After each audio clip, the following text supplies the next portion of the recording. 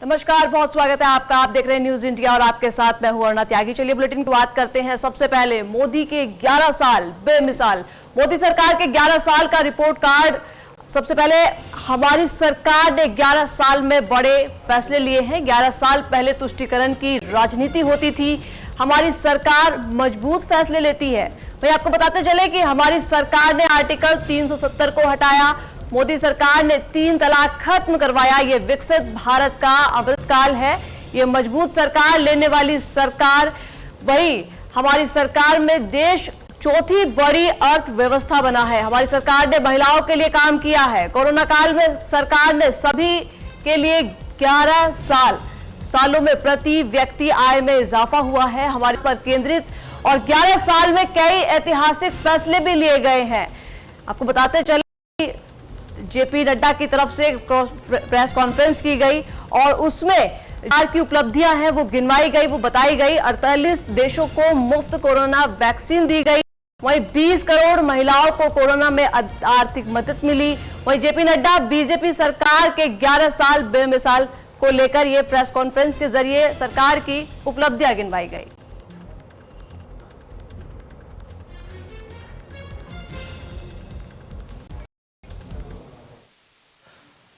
Fastest growing economy के रूप में लगातार चल रहा है। Per capita income has increased by 6. Foreign exchange reserves has increased by 135%. Exports at the record of to the US is 825 billion. Gross FDI rise is 106%.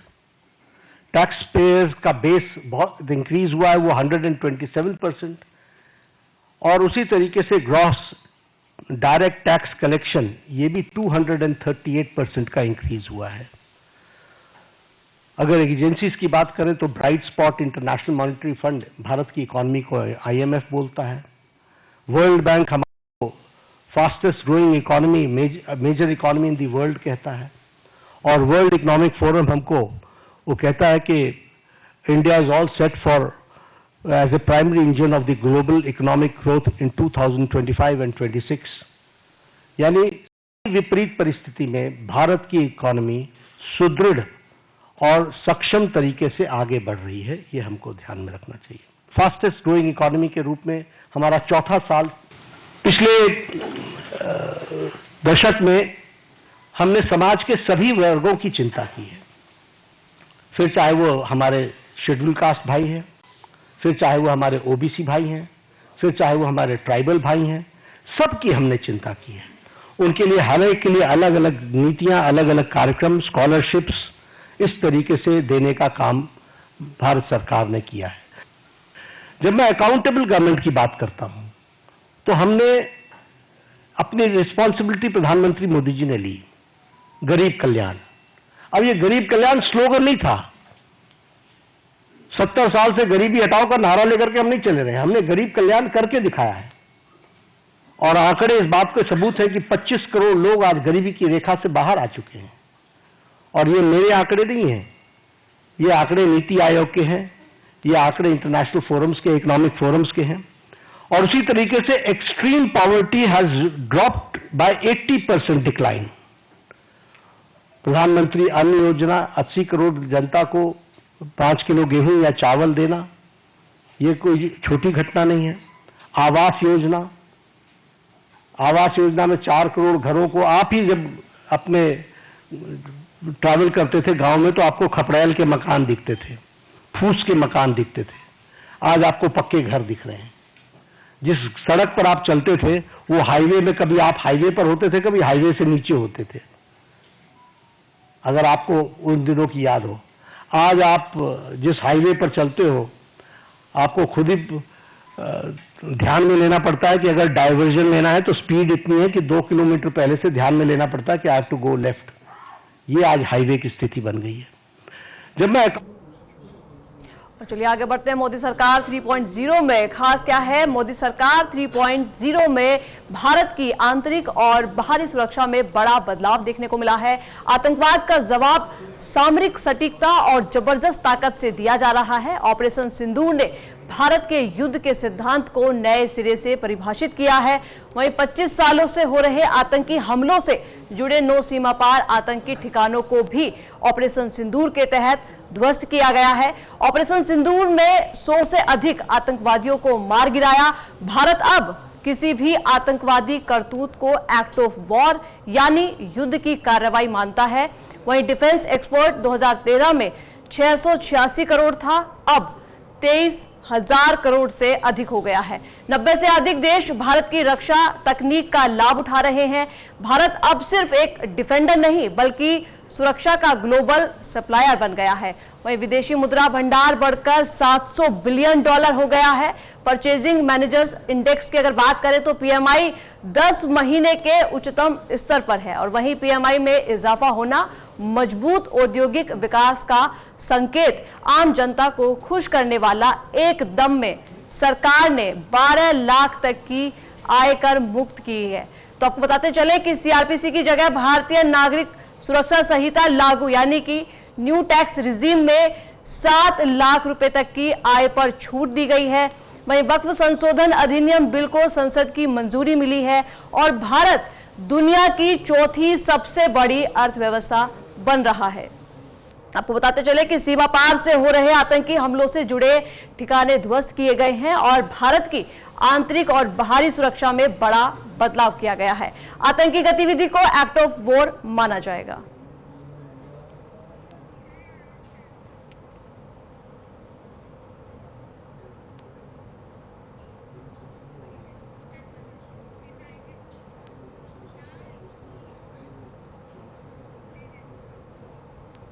और करेंगे एक और अगली बड़ी खबर का। मोदी सरकार के 11 साल पूरे हो चुके हैं। पीएम मोदी ने एक्स पर पोस्ट किया है, सुशासन और परिवर्तन पर स्पष्ट ध्यान दिया है। वहीं पीएम मोदी ने 140 करोड़ भारतीयों का आशीर्वाद ये मोदी की तरफ से ट्वीट किया गया है। भारत ने विभिन्न क्षेत्रों में तेजी से परिवर्तन देखे हैं। पीएम मोदी के तीसरे कार्यकाल का आज 1 साल हो गया है। इसको लेकर पीएम मोदी ने एक्स पर पोस्ट करते हुए कहा कि संवेदनशीलता के साथ पथ प्रदर्शक परिवर्तित किए गए हैं। हमें अपनी सामूहिक सफलता पर गर्व है और समावेशी और सर्वगीण प्रगति पर ध्यान केंद्रित किया गया है।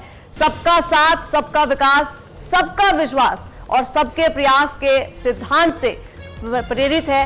वहीं विकसित भारत के निर्माण के लिए नए संकल्प के साथ आगे बढ़ते हैं। तो प्रधानमंत्री नरेंद्र मोदी की तरफ से ये ट्वीट किया गया है। उन्होंने कहा कि सबका साथ और सबका विकास, हम इस संकल्प के साथ आगे बढ़े हैं।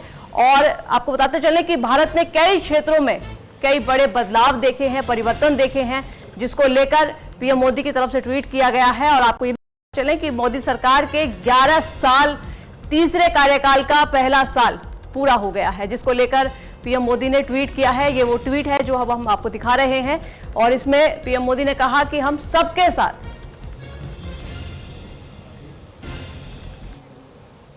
और करेंगे एक और अगली बड़ी खबर का। 2021 बैच के आईएएस अधिकारी धीमान चकमा अरेस्ट कर लिए गए हैं। 10 लाख की घूस लेते रंगे हाथों पकड़े गए हैं। धीमान चकमा उड़ीसा के कालाहांडी के एसडीएम हैं और धीमान चकमा गिरफ्तार ट्रेनी आईएएस के घर से तकरीबन 47 लाख रुपए नकद बरामद किए गए हैं। आपको बताते चले कि उड़ीसा में विजिलेंस टीम ने धीमान को अरेस्ट किया है। उड़ीसा के कालाहांडी से विजिलेंस टीम ने एसडीएम धीमान चकमा को गिरफ्तार किया है। बड़ी जानकारी आपके साथ साझा कर रहे हैं। आपको बताते चले कि 2021 बैच के आईएएस अधिकारी हैं धीमान चकमा, जो 10 लाख रुपए की घूस लेते हुए रंगे हाथों पकड़े गए हैं। और बताया जा रहा है कि धीमान चकमा अपने 4 साल की नौकरी में लाखों करोड़ रुपए का घूस उन्होंने जमा किया है, जिसको लेकर बड़ी कार्रवाई उन पर की गई है। 10 लाख रुपए लेते पकड़े गए हैं धीमान चकमा, उनके ऊपर बड़ी कार्रवाई की गई है इसकी तरफ से। और आपको बता दें कि 10 लाख रुपए की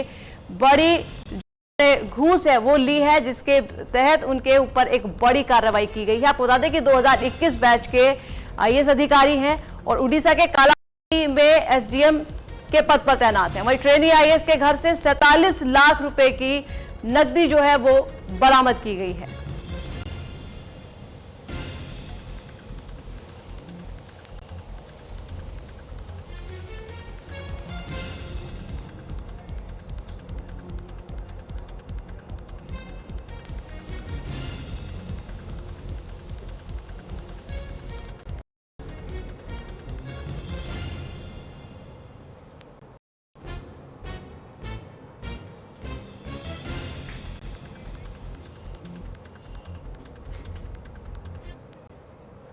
और करेंगे अगली खबर का। ठाणे के मुंब्रा रेलवे स्टेशन पर बड़ा दर्दनाक हादसा हुआ है। हादसे में 10 यात्री ट्रेन से गिरे हैं, जिसमें 5 लोगों की मौत बताई जा रही है और अन्य लोग जो है वो घायल रहे हैं। साथ ही आपको बताते चले कि गेट पर बैठकर सफर कर रहे थे ये यात्री, और जो घायल हैं उन सभी को अस्पताल में इसके बाद भर्ती कराया गया है। ये पूरी घटना महाराष्ट्र के मुंबई इलाके में बड़ा ट्रेन एक्सीडेंट हुआ है, जहां ठाणे के मुंब्रा रेलवे स्टेशन पर सीएसएमटी की ओर से जो फास्ट ट्रैक लोकल ट्रेन आ रही थी और जो यात्री थे वो ट्रैक पर इस दौरान गिर पड़े और इस दौरान 5 लोगों की मौत भी हो गई है। हादसे की वजह से ट्रेन में ज्यादा भीड़ भाड़ मानी जा रही थी और बताया जा रहा था कि जो यात्री थे वो दरवाजों पर लटक कर सफर कर रहे थे। इसी दौरान ये बड़ा हादसा हुआ है।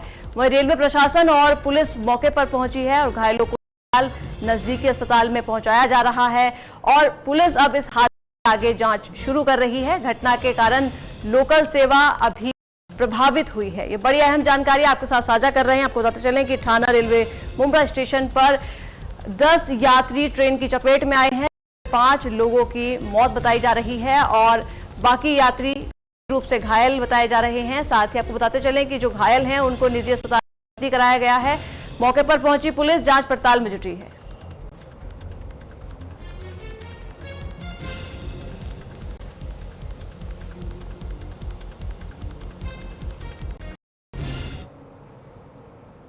और करेंगे अगली खबर का। दिल्ली के से जुड़ी एक बड़ी खबर आ रही है, जहां होटल में महिला का शव मिला है। पुलिस ने आरोपी युवक को गिरफ्तार कर लिया है। पोस्टमार्टम के लिए महिला का शव भी भेजा गया है। वहीं दिल्ली के पहाड़गंज इलाके में होटल से एक 29 साल की महिला की संदिग्ध हालत में मौत हो गई है। आपको बताते चले कि मृतका की पहचान सारिका के रूप में हुई है, जबकि उसके साथ होटल में ठहरे पुरुष साथी सचिन को पुलिस ने हिरासत में लेकर पूछताछ शुरू कर दी है। दोनों ने शनिवार शाम होटल में चेक इन किया था और इस बीच महिला की संदिग्ध परिस्थितियों में मौत देखने को मिली है। हालांकि पुलिस अब इस पूरे मामले की जांच पड़ताल कर रही है और आपको बता दें कि जो पुलिस ने उस दौरान एक आरोपी युवक को भी गिरफ्तार किया है जो महिला के साथ आया था। दोनों ने एक ही साथ होटल में स्टे किया था। अब चूंकि महिला की जब से मौत हुई है उसके बाद से पुलिस लगातार जो आरोपी युवक है उससे पूछताछ कर रही है।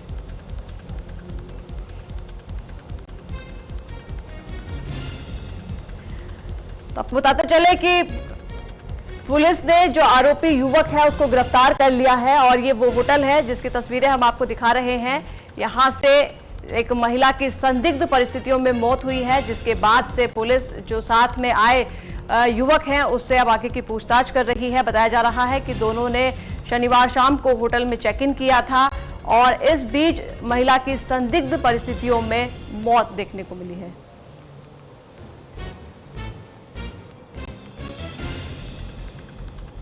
और करेंगे अगली खबर का। नोएडा में 65 लाख रुपए की साइबर ठगी का मामला सामने आया है। वहीं ठगों ने ग्रुप निवेश से जुड़ी जानकारी साझा की है। पीड़ित से 11 बार में 5 खातों में रकम को जमा करवाया है। वहीं पीड़ित ने साइबर क्राइम थाने में इसकी शिकायत की है। आपको बताते चले कि 65 लाख रुपए की ठगी का मामला सामने आया है और जो ठगी है वो साइबर के द्वारा की गई है नोएडा में।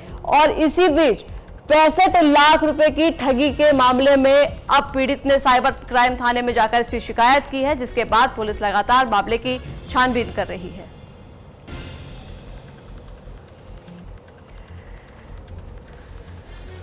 तो आपको बताते चले कि 65 लाख रुपए की ठगी का मामला सामने आया है। साइबर फ्रॉड के दौरान ये बड़ा ठगी का मामला सामने आया, जहां 65 लाख रुपए की ठगी से पीड़ित ने साइबर क्राइम थाने में जाकर इसकी शिकायत की है। हालांकि पुलिस पूरे मामले की जांच पड़ताल में जुटी हुई है।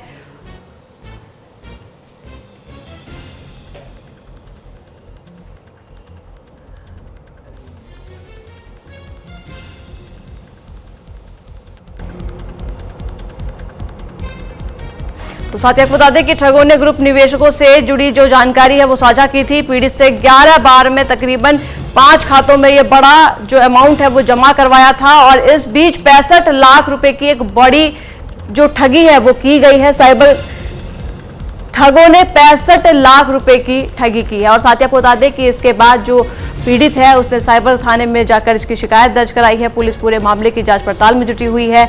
आगे और आपको बताते चलें कि 5 खातों में बड़ा अमाउंट पुलिस ने इस मामले की अब जांच पड़ताल कर रही है।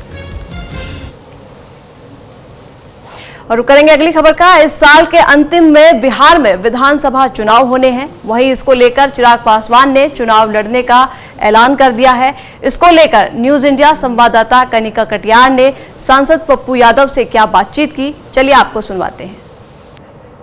लोकसभा सांसद पप्पू यादव मेरे साथ बातचीत करने के लिए हैं। सर, पहला सवाल लूंगी, बिहार विधानसभा चुनाव में जिस तरह से चिराग पासवान ने अनाउंस किया कि वो चुनाव लड़ेंगे, आपको क्या लगता है, क्या मुख्यमंत्री की कुर्सी को लेकर लड़ाई है, इसीलिए चिराग पासवान चुनाव लड़ना चाहते हैं, और इससे इंडिया अलायंस को कितना प्रभाव पड़ेगा, क्या नुकसान होगा? ये तो आपको बीजेपी से पूछना पड़ेगा और जदयू को समझना होगा। चिराग जी को और भी लंबे देखिए, इस देश में जो सेकेंड थर्ड जनरेशन आए उनको तो विरासत में सब कुछ मिले।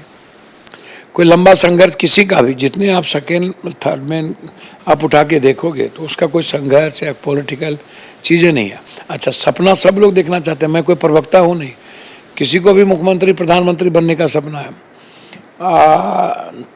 देखना भी चाहिए। तो चिराग जी का कहना है कि बिहार 20 सालों अंदर बर्बाद हो गया, हम बिहार बनाएंगे। तो बिहार बनाने का मतलब यही ना हुआ कि 20 साल में बिहार नहीं बनी है, ख़त्म हो चुका है और बिहार की स्थिति अच्छी नहीं है। तो ये तो जदयू और बीजेपी को बताना है चिराग जी को कि बिहार कैसे बर्बाद हुआ, चिराग जी क्या सोचते हैं। तो ना मैं उसमें 3 में हूँ ना 13 में हूँ, और चिराग जी को बताना है। चिराग जी को ये भी समझना होगा कि रामविलास जी की आग ठंडी नहीं हुई थी, बीजेपी उनको घर से खाली करवा दिया और रहने का फुटपाथ पर ला के खड़ा कर दिया था, और रामविलास जी की तस्वीर और अम्बेडकर की तस्वीर को उसने बर्बाद किया था। और एक ही घर में फूट डालो, राज करो, और चाचा को मंत्री बना करके अपमानित किया। बाद में जब फिर बीजेपी, देखिए बीजेपी पैर भी पकड़ती है, गर्दन भी पकड़ती है, मौका आया तो फिर उनको हनुमान बना लिया। नीतीश कुमार को फिनिश करना था तो औकात बता दिया साथ रहते। वो बात जदयू ने देखा भी नहीं, फिर नहीं जदयू ने नहीं देखा। जदयू की स्थिति, नीतीश जी की स्थिति इतनी बुरी कर दिया नीतीश जी, और जदयू को ये समझ लेना होगा कि आपके बीच में बहुत सारे विभीषण बीजेपी ने पैदा कर दिया है, जो नीतीश कुमार को पीठ में खंजर भोंकना चाहते हैं। तो इसको समझिए, आप ऐसे नहीं समझिएगा तो दिक्कत होगी। आप देखिए, सुनिए ना, आप बीजेपी किसकी हुई है? बीजेपी ने बाला साहब ठाकरे के नहीं हुए, जब बादल के नहीं हुए तो किसके होंगे? बीजेपी शिंदे के नहीं हुए, बीजेपी रेड्डी के नहीं हुए, ममता के नहीं हुए, महबूबा के नहीं हुए। बीजेपी कई बार नीतीश कुमार को फिनिश करने की कोशिश किया। तो बीजेपी किसकी? बीजेपी यूज एंड थ्रो करती है। कितना समय बीजेपी किसके कंधों पर रख के बंदूक फायर करेगा, कितने लोगों को पैदा करेगा, कितने नए नए पार्टी को पैसा दे के पैदा करके नीतीश को फिनिश, वो तो वो समझे। और बीजेपी लाडला भी बोलता है मुख्यमंत्री जी को, और एक तरफ प्रॉक्सी वार भी करता रहता। तो बीजेपी तो प्रॉक्सी वार के माहिर है। तो इसीलिए बैकअप क्या है, कौन है, वो जाने। बिहार की राजनीति बिल्कुल डिफरेंट है, आप इसको समझ लीजिए। बिहार इतने हल्के में कोई नहीं ले सकता। दुनिया में बीजेपी सभी जगह शतरंज की चाल चल लेती है। बीजेपी बिहार में सक्सेसर इस जन्म में नहीं होगी, चाहे वो जितना चाणक बन ले। तो आप कह रहे हैं कि इस बार विधानसभा चुनाव में एनडीए को जो है जनता स्वीकार नहीं करेगी। और इसके अलावा एक सवाल ये भी है, क्या आपको लगता है कि बीजेपी चिराग पासवान के जरिए नीतीश कुमार को कहीं ना कहीं साइडलाइन करने की कोशिश कर रही है? नहीं लगता है। हम कहते हैं एक ही शतरंज के चाल में, मोहरे में, दोनों को फिनिश करना चाहते हैं। वो अपने को जिंदा रखना, बीजेपी सिर्फ अपने को जिंदा रखना चाहेगी। बीजेपी बिहार में अपनी पार्टी का मुख्यमंत्री देखना चाहेगा, इसको आप समझिए। वो अब दूसरे अलायंस पर भरोसा नहीं कर सकता, इसलिए नीतीश कुमार को या तो 6 महीना रख ले या तो उसी दिन खत्म कर दे, या चाहेगी कि जितना कम सीट नीतीश कुमार को आवे उसी दिन खत्म कर दें। थोड़ा ज़्यादा आ गया तो 5 महीना 6 महीना के बाद खत्म करें। तो ये स्थिति आप इसको समझिए। तो इसलिए समझना चिराग जी को, समझना नीतीश जी को, मुझे नहीं समझना है। और चिराग जी ने जो बात कही है मुझको लगता है कि सही है। बीजेपी बिहार की स्थिति बहुत बुरी है, इसको तो है, लेकिन चिराग जी तो उन्हीं घटक में हैं, तो उनको तो मंत्रिमंडल मिला हुआ, उनको काम करना चाहिए। काम तो कुछ ना ललन बाबू, ना गिरिराज बाबू, ना कोई बाबू बिहार के लिए 1 रुपया ला पाते हैं। ढेर 5-5 मिनिस्टर है बिहार के, तो बिहार के बारे में तो किसी की सपना है ही नहीं, सोच है ही नहीं। तो इसको समझिए, आप इसको समझने की जरूरत है। इसलिए राजनीति का मोहरा में आज के डेट में बीजेपी के पास जितना धन और सिस्टम है उसमें आप जितना आप किसको खत्म करके क्या करेगी वो बीजेपी जाने। क्योंकि सर बहुत बहुत शुक्रिया हमसे बातचीत करने के लिए। कैमरा पर्सन आकाश के साथ मैं कनिका, न्यूज इंडिया, दिल्ली। खबरों में आगे बढ़ेंगे। बदायूं में फूड पॉइजनिंग से बीमार लोग, वहीं शादी में खाना खाने से तबीयत बिगड़ गई है। सभी लोगों को उल्टी और दस्त की शिकायत मिली, जिसके बाद उन्हें निजी अस्पताल में भर्ती कराया गया। उज्जानी कोतवाली क्षेत्र का ये पूरा मामला बताया जा रहा है। वहीं बदायूं के उज्जानी कोतवाली क्षेत्र में फूड पॉइजनिंग से कई लोग बीमार हो गए हैं। सभी को उल्टी और दस्त की दिक्कत हो गई है। बताया जा रहा है कि शादी का दावत खाने से लोगों की तबीयत बिगड़ गई है, जिसके बाद उन्हें सभी को निजी अस्पताल में भर्ती कराया गया है। ये पूरा मामला उज्जानी कोतवाली क्षेत्र का बताया जा रहा है। इस बीच ये सभी लोग एक शादी समारोह में थे, जिसके बाद फूड पॉइजनिंग की वजह से उल्टी और दस्त की शिकायत मिली, जिसके बाद इन्हें सबको निजी अस्पताल में भर्ती कराया गया। फिलहाल सबकी स्थिति स्थिर बताई जा रही है, लेकिन फूड पॉइजनिंग के चलते सभी को उल्टी दस्त की शिकायत मिली और सभी निजी अस्पताल में भर्ती कराए गए।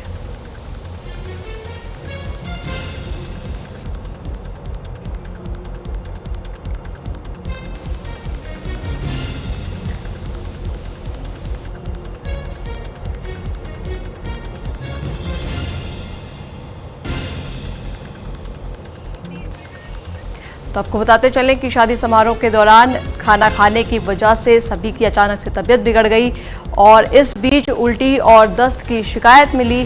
हालांकि समय रहते सभी को निजी अस्पताल में भर्ती कराया गया। ये पूरा मामला उज्जानी कोतवाली बदायूं का बताया जा रहा है, जहां पर एक शादी समारोह के दौरान जो आए हुए गेस्ट थे, जब उन्होंने खाना खाया तो इस दौरान उनकी तबीयत अचानक से बिगड़ने लगी। हालांकि समय रहते जब उनको अस्पताल में भर्ती कराया गया तो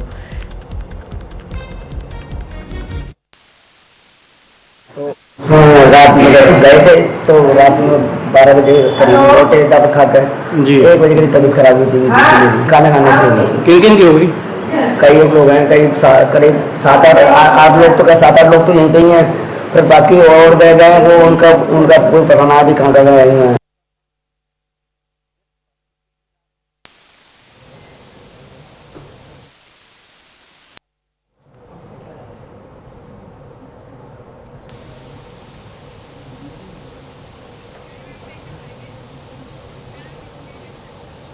और फिलहाल इस बुलेटिन में इतना ही। देश और दुनिया की ताजा खबरों के लिए देखते रहिए न्यूज इंडिया। नमस्कार।